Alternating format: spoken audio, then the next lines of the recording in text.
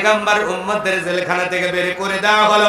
জেলার পয়গম্বরকে ধরে বাদশার দরবারে নিয়ে আসতেছে। বাদশার দরবারে ঢোকার এমন একটা সিস্টেম, যত মানুষ ঢুকুক না কেন মাথা নত করে ঢোকা লাগবে।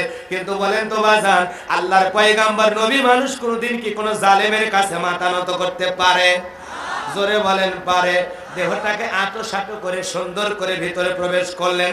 এই দৃশ্য দেখার পরে জালেম বাদশা ভক্তি রাসূল ডেকে বলে, যত মানুষ আমার দরবারে প্রবেশ করে সবাই মাথা নত করে ঢোকে, আপনি কেন মাথা নত করলেন না? আল্লাহর পয়গম্বর বুদ্ধি খাটায় উত্তর দিয়ে বলে, শোনেন, আপনার কথাগুলো যেই মনিব আমার মাথার মধ্যে ঢুকে দিয়েছে তার কথা, তাকে ছাড়া অন্য কাউকে আর সিজদা দেওয়া যাবে না, তাকে ছাড়া অন্য কারো কাছে মাথা নত করা যাবে না। আমি যদি মাথা নত করতাম, সে যদি স্বপ্নের কথা ভোলায় দিত, আপনিও টেনশনে বাঁচতেন না, আর আমারও মাইরে ফেলে দিতেন। অতএব তার ছাড়া আর কারো কাছে মাথা নত করা যাবে না, তাকে ছাড়া অন্য কাউকে আর সিজদা দেয়া যাবে না। তিনি কে? আল্লাহ। তখন বলতেছে, বাজান যা করেছো ঠিক করেছো, আসো বাজান আসো। বাজান কয়ে ডাক দেয়, ঠেলার নাম। হ্যাঁ, এইবার আল্লাহর পয়গম্বরকে রাজ দরবারে নিয়ে যায়, ভিআইপি চেয়ারে বসাইয়া দিয়া জালেম বাদশা ডেকে বলে, বাজান স্বপ্নের কথা তাড়াতাড়ি করে বলো, টেনশনে ঘুম ধরে না, তাড়াতাড়ি করে বলো বাজান, স্বপ্নে কি দেখেছিলাম? আমার তো মনে নাই, স্বপ্নের ব্যাখ্যা কি হবে তুমি বলো। বলেন তো বাজান, কথাটা আমি আপনাদের সামনে বলবো, আপনারা শুনবেন না বাড়ি যাবেন? জালেম বাদশা ভক্তি রাসূল কি স্বপ্ন দেখেছেন কারা কারা শুনবেন? দুহাত তুলে দেখান। লিল্লাহি তাকবীর, আল্লাহু আকবার, লিল্লাহি তাকবীর, হাত নামান। বাজান গো আমার, অনেক কথা বলতে মনে চায়, কিন্তু সময় তো কম। হৃদয়ের কান পেতে কথাগুলো শুনে যা। পৃথিবীতে অনেক জালেম এসেছিল বাজান, যারা দুনিয়াতে বাড়াবাড়ি করেছে, আল্লাহ তাদেরকে সাইজ করে দুনিয়ার থেকে বিদায় করছে। কথা কোন ঠিক কিনা? আমার নবীকে পর্যন্ত একটা ছোট পাতি নেতা মক্কার মহাবীর আমর প্রতিমার সামনে দাঁড়ায়া বলে, আব্দুল্লাহর বেটা মুহাম্মাদের কাল্লা না না পর্যন্ত আমি এক ফোঁটা পানিও পান করব না। জোরে কর নাউজুবিল্লাহ। আমার নবীর কাল্লা নিতে চাই মক্কার ছোট একটা পাতি নেতা। কিছু ছোট ছোট নেতা আছে না, কথায় কথায় কয়, তুই আমার চিনিস, আমি অমুক নেতার আপন খালাতো বোন, তার ছোট মেয়ে বিয়ে করেছি, তার স্বামী। বিরাট বড় পরিচয় দেয়, কথা কন। এরপরে বলে, বেশি কথা বলবি না, 24 ঘন্টার মধ্যে দেখে নেব। তোমাকে 24 ঘন্টার মধ্যে দেখা লাগবে না ভাই। আল্লাহ যদি 3 বার বমি দেয় আর পিছনের দরজা একবার ঢিল করে দেয়, দাঁড়িয়ে থাকতে পারবে না। কথা বল ঠিক কিনা? হ্যাঁ, ময়মনসিংহ মেডিকেল কলেজ হাসপাতালে ভর্তি হওয়া লাগবে। সকালবেলা স্ত্রী দেখবে গেছে, সেলিমের বাপ, তোমার শরীরে কি অবস্থা? কয়, মা তুই দোয়া করিস। বড় ছেলে দেখতে গেছে, আব্বা আসলে কি অবস্থা? কয়, ভাই তোমাকে চিনিতে পারিলাম না। তা আল্লাহ যদি পাতলা পায়খানা আর বমি দেয় রে, তারে তো বউ বাচ্চা চিনার টাইম দেবে না। কথা ঠিক কিনা? এত গরম দেখেন ভালো না, গরম ভালো না। শরীরের জ্বর চিরকাল থাকে। কথা কর, শরীরের জ্বর চিরকাল থাকে। চাষা যদি কয় আমার সাথে মারামারি লাগেন, পারবি? ওই চাষা করছে না, বা আগেই সিলিন্ডার। তবে যুবক থাকতে বাহ, সে হাডুডু খেলছি, আমার তো 7 জন থেকে আটকাবানি। আসার কত ইতিহাস আছে, গল্প বলতে গেলে ফাটিয়ে ফেলে দিবি। কথা কান ঠিক কেনা? কিন্তু চাষা এখন বলে, এই জন্য বাজান, ক্ষমতার জোর, শরীরের জোর, এগুলো চিরকাল থাকে না, কারো কাছেই চিরস্থায়ী না। কথা ঠিক কেনা? কিসের এত বড়, কিসের এত অহংকার? ঘুমাইলেন, ঘুম ভাঙলে সকাল, না ভাঙলে পরকাল। কিসের এত অহংকার আপনি করেন? এক ফোঁটা না পাক পানির থেকে আল্লাহ পাক আপনাকে আমাকে সৃষ্টি করেছেন। কতক্ষণ এত অহংকার কেন? মরবেন না, মরবেন না? এই জমিনের দ্বারা অহংকার করেন। মিনহা খলাকনাকুম ওয়া ফিহা নুঈদুকুম ওয়া মিনহা নুখরিজুকুম তারাতান উখরা। আল্লাহ বলে, এই মাটি দিয়ে তোমাদেরকে সৃষ্টি করেছি, এই মাটির ভিতরে তোমাদেরকে রাখবো, এখান থেকে পুনরায় জীবিত করব। এই মাটির মানুষ, যেই মাটির উপর পেশাব পায়খানা করি, এত অহংকার তোমার আসে কোথা থেকে? কত রাজা বা স্বামী ওমর, কত ক্ষমতাধর ব্যক্তি ওই মাটির নিচে চলে গেছে, ওদের কবরে ছাগলে পেশাব করে দেয়, কবর থেকে তাড়ানোর শক্তি নাই। এত অহংকার করে লাভ নয়। সময় আছে, ফিরে আসেন কার দিকে? কষ্ট হচ্ছে আপনাদের? হৃদয়ের কান পেতে কথাগুলো শুনে যান বাজান। মক্কার মহাবীর আমর আমার নবীর কাল্লা নেওয়ার জন্য মদিনার পথে রওনা করলো। আল্লাহ পাক খবর রাসূলের কাছে পৌঁছায় দিলেন। নবীজি জানার পরে টেনশনে পড়ে গেলেন। সাহাবীদের মাঝে কথা শেয়ার করলেন, ও আমার সাহাবীরা, মক্কার ছোট একটা নেতা আমার কাল্লা নেওয়ার জন্য রওনা করেছে, তোমরাই বলো এখন কি করা যায়। নবীর সাহাবী হযরত ওসমান নরম মানুষ, একে বলে নবী গো, আল্লাহর কাছে দোয়া করেন, আপনি এত বড় নবী, দোয়া করলেই কবুল হবে। ওর হাত পা যেন আল্লাহ পাক প্যারালাইজ করে দেয়, অবাস করে দেয়। আমার নবীজি ওসমানের কথা শুনে হাত তুলে দোয়া করতেছেন, আল্লাহ ওই মক্কার মহাবীর আমর আমাকে হত্যা করার জন্য রওনা করে, মালিক গো, ও আমার কাছে পৌঁছে একেবারে হাত পা প্যারালাইজ করে দেন। বলতে দেরি আসমান থেকে আল্লাহ জিবরাইল পাঠাতে দেরি করে নাই। আল্লাহ ডেকে বলে, জিবরাইল যাও তাড়াতাড়ি আমার নবীকে জানায় দাও, আমি আল্লাহ পাক শুধু দুই হাত দোয়া করার জন্য দেই নাই। মাঝে মাঝে জালেম বেঈমানেরা যখন বাঁকা পথে হাঁটবে, ওদেরকে সাইজ করার জন্য দুই হাতে লাঠিও তুলে নেওয়া লাগবে। নবীর দোয়া কবুল হলো না, হাত নামাইলেন। আপনারাই বলেন বাজার, সবসময় কি দোয়া দিয়ে কাজ হয়? এই গ্রামের নাম কি জামকরা, কথা কন না কেন? এই জামকরা এলাকায় প্রতিদিন চুরি হচ্ছে, ডাকাতি হচ্ছে, গরু ছাগল চুরি হয়। ইমাম সাহেবের কাছে 10 কেজি জিলাপি নিয়ে যায়। জামকরা খতিব সাহেবের কাছে বলতেছেন, হুজুর দোয়া করেন আল্লাহ যেন চোরের হাত থেকে গ্রামটাকে হেফাজত করে। এই আশায় হুজুর এইবার জিলাপি পাইয়া হাত তুলে দোয়া করতেছেন, আল্লাহ গো, চোরের হাত থেকে এই গ্রামটাকে হেফাজত করো। চোর জিলাপি খাওয়ার আশায় হাত তুলে বলে আমি। আর ইমাম সাহেব যদি বলতো, ওরে জামকরা যুবকেরা, এই গ্রামটাকে যদি চোরের হাত থেকে হেফাজত করতে চাও, তাহলে এই গ্রামে ঢোকার 4টা রাস্তা আছে। 4 রাস্তার মোড়ে মাগরিব থেকে ফজর পর্যন্ত তোমাদের ডিউটি। বাংলার লাঠিনে বৈশা থাকবা, চোর দেখা মাত্রই ওই 4 জন 4 লাঠি দিয়া এমন কায়দায় মার শুরু করবা, ওর গিরে ওয়াশ করে দিবা। কথা কম, তাহলে কি চোর হাত তুলে আমিন কইতো নাকি তওবা করে ভালো হইতো? এই জন্য শক্ত জায়গায় শক্ত লাগবে, নরম জায়গায় নরম লাগবে। সব জায়গায় দোয়া দিয়ে কাজ হয়। এ জোরে বলেন হয়। চোরের হাত থেকে বাঁচতে গেলে দোয়াতে হবে না বাদাম। যে কথা আমি বলতে চাই, নবী এইবার হাত নামাইছে। জিবরাইল ডেকে বলে, নবী গো, আপনার সাহাবীদের মধ্যে আপনি নির্দেশ দেন, ওই আমরের সামনে দাঁড়ায় কেউ কি মোকাবেলা করার ক্ষমতা রাখে? আপনি এমন ব্যক্তি বের করেন। নবী ডেকে বলে, সাহাবীরা কেউ কি আসো আমরের সামনে দাঁড়ায় মোকাবেলা করবা? নবীর কোন সাহাবী দাঁড়ায় না, হযরত আলী দাঁড়ায় গেছে। নবী ডেকে বলে, আলী রে, তুমি ছোট মানুষ, না বুঝাই কেন দাঁড়াও? ওই আমরে একবেলা খাবার খাইয়ে 21 কেজি 3.5 মণ ওজনের তরবারি নিয়ে যুদ্ধ করে এত বড় বীরের সামনে তুমি কেমনে যাইবা?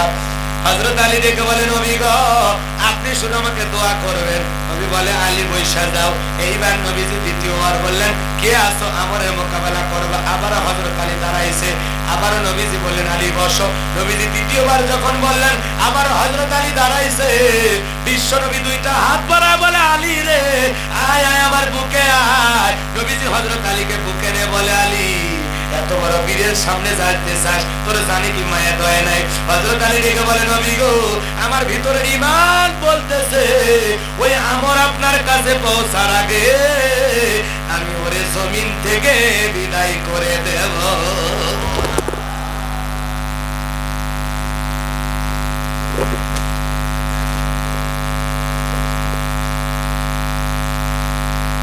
বাপ রে বাপ, এ দে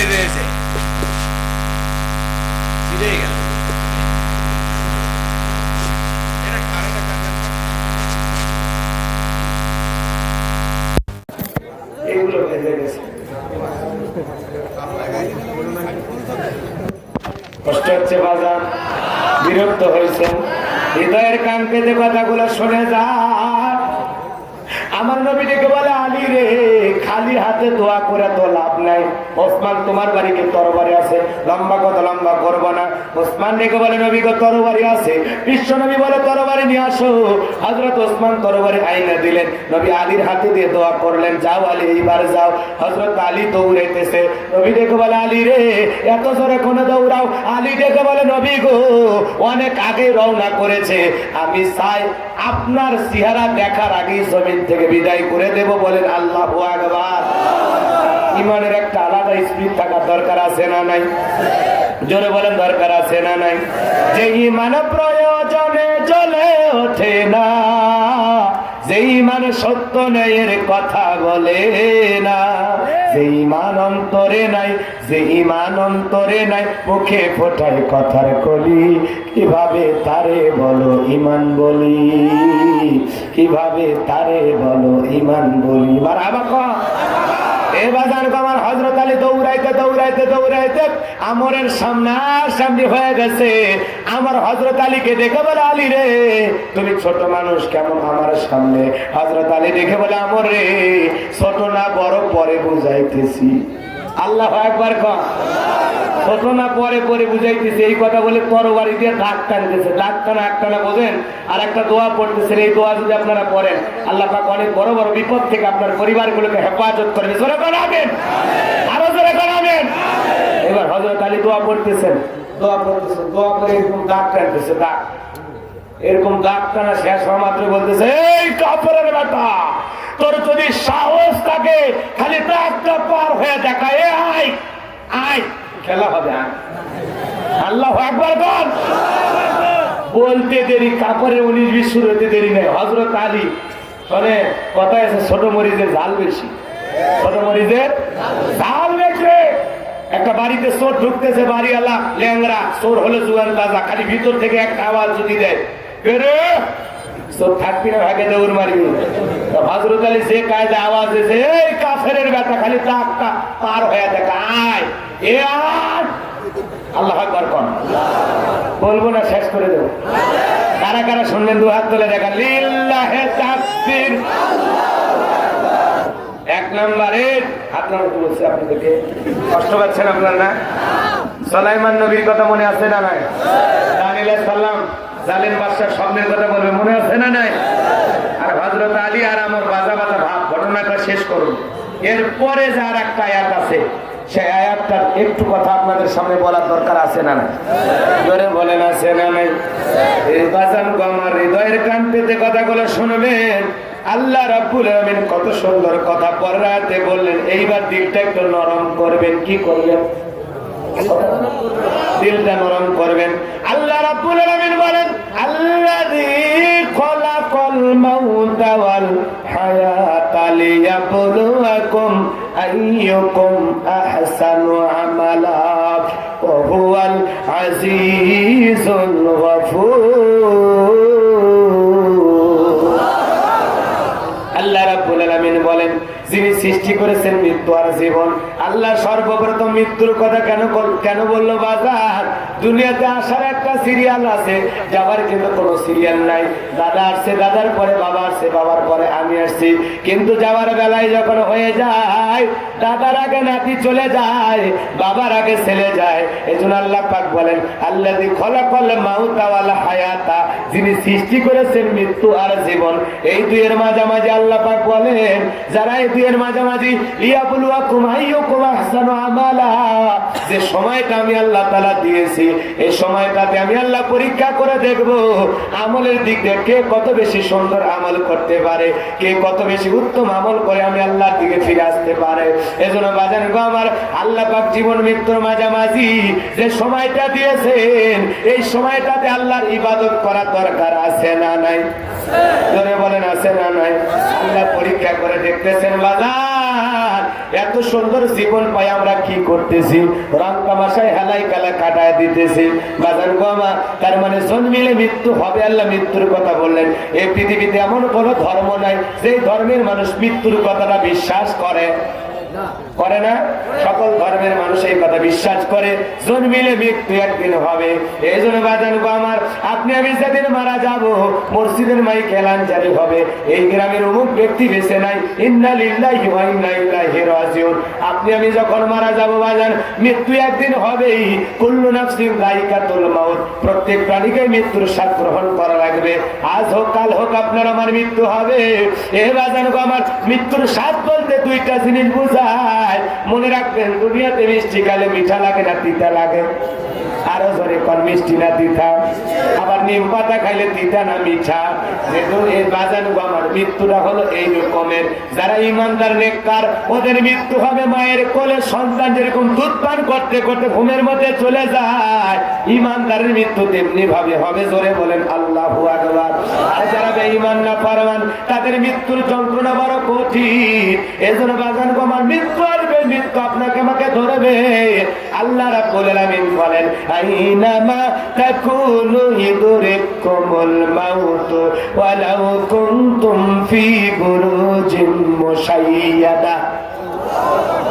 আর আস্তে কোন আল্লাহু আকবার। সূরা নিসার ৭৮ নম্বর আয়াত আল্লাহ দেখে বলেন যেখানে থাকো, যে অবস্থায় থাকো, মৃত্যু তোমাকে ধরবে। মৃত্যু থেকে পালানোর কোনো রাস্তা খোলা না। এ বাজার আজ হোক কাল হোক আপনার আমার মরা লাগবে। এ যুবক তোমাদের উদ্দেশ্যে বলে যায়, রং তামাশাই ঘুইরো না। মনে রাখবা রে যুবক, মনে রাখবা আজ হোক কাল হোক তোমার আমার মৃত্যু হবে। তোমার মতো কত যুবক এসএসসি দাখিল পরীক্ষা দিয়েছিল, রেজাল্টটা জানার আগেই মৃত্যুবরণ করেছে। কথা কোন ঠিক কিনা? তোমার মতো কত যুবক কক্সবাজার ভ্রমণ করতে গিয়া নৌকা ডুবে মারা গেল।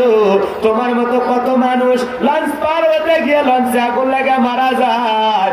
এই যুবক কতদিন মৃত্যুর খবর শোনো।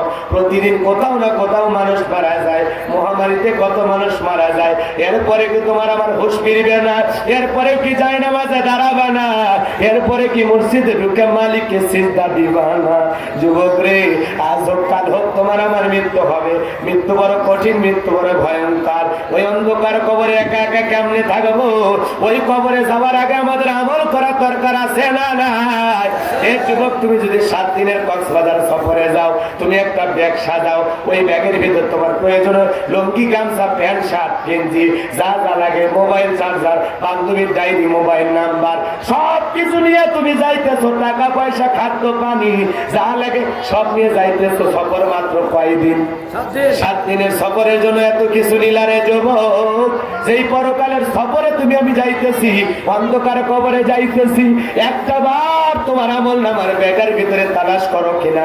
ওই ব্যাগের ভিতরে আমল নামাতে দেখো তো নামাজ আছে কিনা, রোজা আছে কিনা, হজ যাকাত আছে কিনা, পিতামাতার খেদমত আছে কিনা, স্ত্রীর সাথে ভালো ব্যবহার করেছো কিনা, সন্তানদের ভালো জায়গায় পড়াশোনা করেছো কিনা, আল্লাহকে ভালোভাবে সেজদা দিয়েছো কিনা। যুবকরে বারবার আমল নামার ব্যাগটা তালাশ করে দেখো। ওই কবরে যাওয়ার আগে যুবকরে বারবার চিন্তা করা লাগবে, কারণ কবরে যা চিন্তা করে লাভ নাই। কবর বড় কঠিন জায়গা। আমার নবীজি দেখে বলেন যে কবরে চলে গেল তার চাইতে অসহায় আর কেউ নাই। আমার নবী তার পবিত্র জবান দ্বারা বলেন, ইন্নামাল কবর রাউযাতুম মিন রিয়াদিল জান্নাহ আও হুফরাতুম মিন হুফারিন নার। রাওয়াহু তিরমিজি। আমার নবী দেখে বলেন, যে ব্যক্তির আমল ভালো, মৃত্যুর সঙ্গে সঙ্গে আল্লাহ পাক তার কবরটাকে জান্নাতের বাগান বানায় দেবেন। ধরে বলো সুবহানাল্লাহ। আর যে ব্যক্তির আমল খারাপ, বাজার মৃত্যুর সঙ্গে সঙ্গে তার কবরটা হবে জাহান্নামের আগুনের গর্ত। সেই গর্তের গভীরতা বাগান গমার একটা পাথর ছেড়ে দিলে 70 বছর সময় লাগে নিচে পড়তে। আল্লাহ না করুক বাজান গমার, আপনার আমার গুনাহের কারণে আসমান জমিনের মালিক বেজার হইয়া একবার যদি সেই গর্তে ফাইলা দেয়, আপনার আমার বাঁচার কিন্তু কোনো উপায় নাই। হে বাজান গো আমার, আল্লাহ রাব্বুল আলামিন বলেন, ফামায়া আমাল মিসকালা যাররাতিন খায়রান ইয়ারা ওয়া মায়া আমাল মিসকালা যাররাতিন শাররান ইয়ারা। বান্দারে যদি তুমি যারা পরিমাণ অনু পরিমাণে নেক আমল করে থাকো, আল্লাহ পাক সেইটাও তোমার আমলনামায় লিখে রাখবে।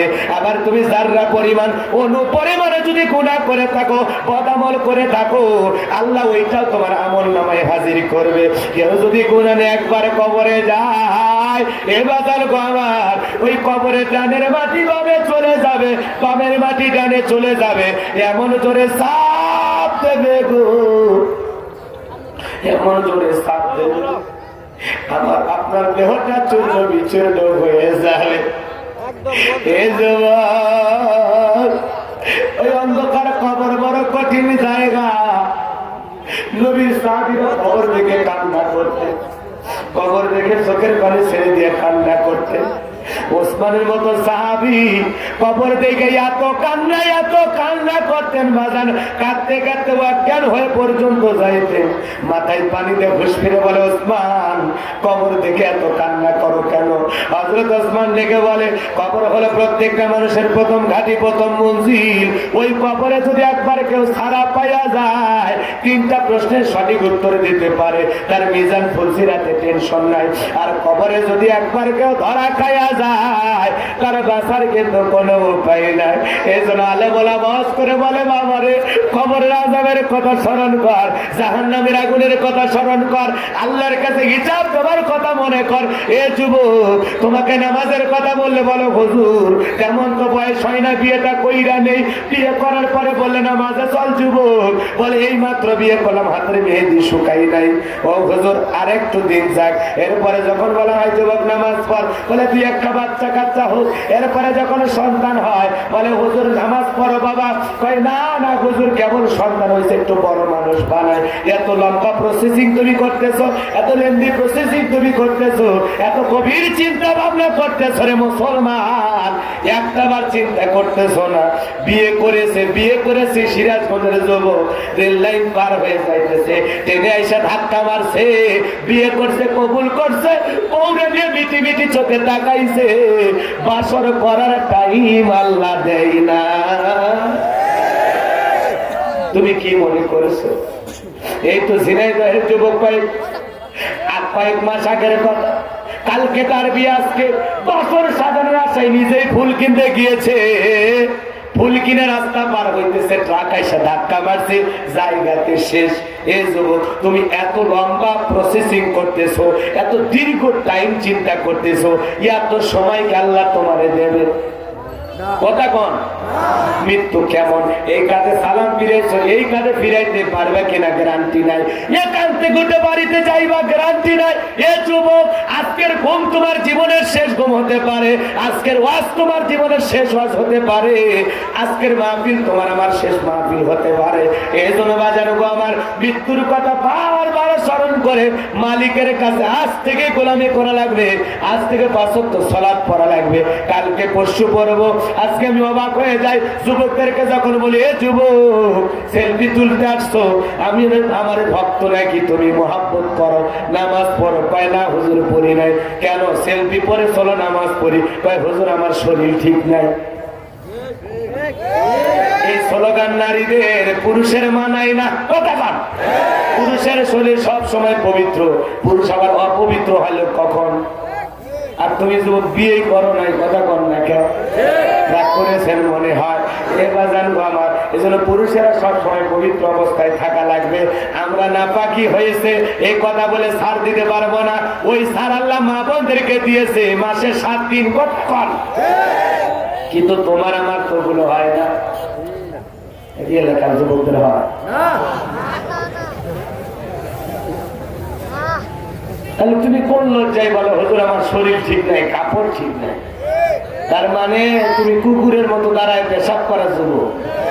হ্যাঁ, পেশাব করে জায়গায় রেখে দাও, টিস্যু ব্যবহার করো না, খালি টপ টপ করে পরে প্যান ভিজে যায়। লজ্জা লাগে কথা শুনতে না? মাদ্রাসার ছোট্ট বাচ্চা 6-7 বছর বয়স কিভাবে ঢেলে ফুল ব্যবহার করে, ছোট্ট মানুষ কি লঙ্গির ভিতর দিয়ে জায়গা মতো হাত দিয়ে টিসে ধরে আছে, মজায় আলাদা। কথা কোন ঠিক না?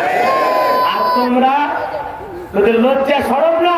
একটা ছোট্ট বাচ্চা মাদ্রাসা তলাবুল ইলম ছাত্ররা হুজুরের আদব শিখেছে, বাবা ঢেলে ফুল ব্যবহার করা লাগবে, পেশাব থেকে পবিত্রতা না অর্জন না করার কারণে অনেক মানুষ জাহান্নামে যাবে।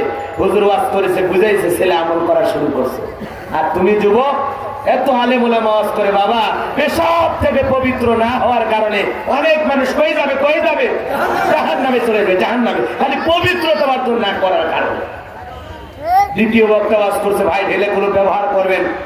এরকম গভীর রাত একজন ওয়াজ শুনে যাইতেছে আর চিন্তা করতেছে, হুজুর বলছে হয় টিস্যু নিবা, না হয় মাটি নিবা, না হয় পানি নিবা, আর কিছু যদি না পাও বালু মাটি দিয়ে হলো ঠেকা কাজ পানি দিবা। এই গভীর রাতে ওয়াজ শুনে যাইতেছে আর চিন্তা করতেছে 40 বছর বয়স হয়ে গেছে, কোনোদিন পেশাব করে মানিনি না, হুজুরের কথা আমল করি, কিন্তু টিস্যু পাবো কই, পানি পাবো কই, কিছুই তো কাছে নাই।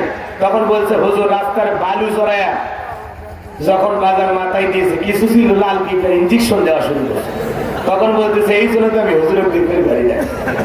দোষ কি হুজুরের কথা নাকি ওর আমলে? ফার্স্ট টাইম মেরে দেখবি না কোথায় কি আছে, কথা কন না খেয়ে এক করেছেন মনে হয়। এ বাজার হাসানোর জন্য বলি নাই, যদিও হাসির চলে কথাগুলো, কিন্তু কথাগুলো চিন্তা করে মারাত্মক গভীর কথা কোন ঠিক কেনা। তুমি মুসলমান যুবক, তুমি কেন পেশাব করে পানি নিবা না? পানি নিবা না, তোমার কাছে কেন টিস্যু থাকে না? বান্ধবীর জন্য মিনিটের পরে মিনিট তোলো, এমবি তোলো, কথা বলো, আর 10 টাকার টিস্যু তোর পকেটে থাকে না? টিস্যু না থাকলে মসজিদের অভাব আছে? মসজিদ দেখবি পেশাব করবি রে আদম, টিস্যু না থাকলে যেখানে সেখানে যাবি না, মসজিদ থেকে দেখে পেশাব করবি। মসজিদ যেখানে দেখবি সেখানে পেশাব খানা উজুখানা আছে না? যা ওখানে টিস্যু ঝুলানো আছে, তোর যখন টিস্যু কেনার টাকাই নাই, আগে ওর থেকে 2টা ছিঁড়ে না সীমান সাহেব বুঝে যে হুজুর পথের মধ্যে কই লাগে না লাগে 2টা নিলাম। হুজুর বলে যে আপনি সাবি নিন না, তোর মতো বেকার যুবককে দান করে দেওয়া হলো টিস্যু। কথাটা ঠিক কেনা? এই জন্য যুবক, তোমাদের চরিত্রে পরিবর্তন করা লাগবে। শোনা, ভালো হওয়া লাগবে, আল্লাহ ওয়ালা হওয়া লাগবে, নেককার হওয়া লাগবে, দিনদার হওয়া লাগবে। খেলায় খেলায় সময় নষ্ট করার সময় আমাদের হাতে নাই। এই জন্য কার কখন মৃত্যু হবে আমরা কেউ জানি? বাপ রে বাপ, কখন 12:30 বাজে আমি নিজেও জানি। সকলে দোয়া করে এখন বিদায় দিই, নাকি বলেন? তাহলে আল্লাহ পাক কি বলেন? আল্লাযী খালাকাল মাউতা ওয়াল হায়াতা লিয়াবলুয়াকুম আইয়ুকুম আহসানু আমালা। যিনি সৃষ্টি করেছেন মৃত্যু আর জীবন, এর মাঝামাঝি যে সময়টা আল্লাহ পাক আমাদেরকে দিয়েছেন, এই সময়ে তারা আল্লাহ পরীক্ষা করে দেখবেন আমলের দিক দিয়ে কে কত বেশি উত্তম আমল করেছে, সুন্দর আমল করেছে। আমল আছে যার, পরকালে দাম আছে তার। আমল নাই যার, দামও নাই। কথা বলে ঠিক কিনা? পরকালের জিন্দেগিতে বাঁচতে হলে নেক আমল করা দরকার আছে না নাই? সালাত কাজা করা যাবে, শুধু মসজিদটা স্কুলে হবে না, চাকচিক্য সুন্দর মসজিদ বানালে হবে না। আমার ভাই মসজিদের 1 লাইন টাইলস চাইলো, এই হাজার হাজার মানুষের মধ্যে একটা মানুষ বললো না হুজুর আমি মসজিদের 1 লাইন টাইলস দেবো। কেউ বলছে কি আমাদের ইমানের দাম আছে নাকি? কত কোটি টাকাওয়ালা এই জায়গায় বসে আছে না? 1 লাইন টাইলস দিতে কয় টাকা দেবে? কয় টাকা দেবে?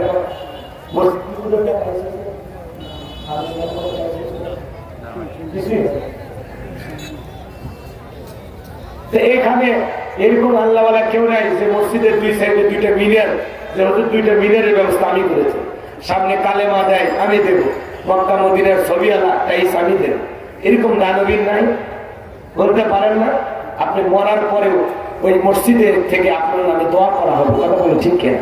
যারা দুনিয়াতে মসজিদ নির্মাণের জন্য টাকা দেয়, আল্লাহ তাদের জান্নাতি বালাখানা বানায় দেয়। সুবহানাল্লাহ। 1 লাইন টাইলস দেওয়ার কেউ নাই, মিনার দেওয়ার কেউ নাই, কালেমা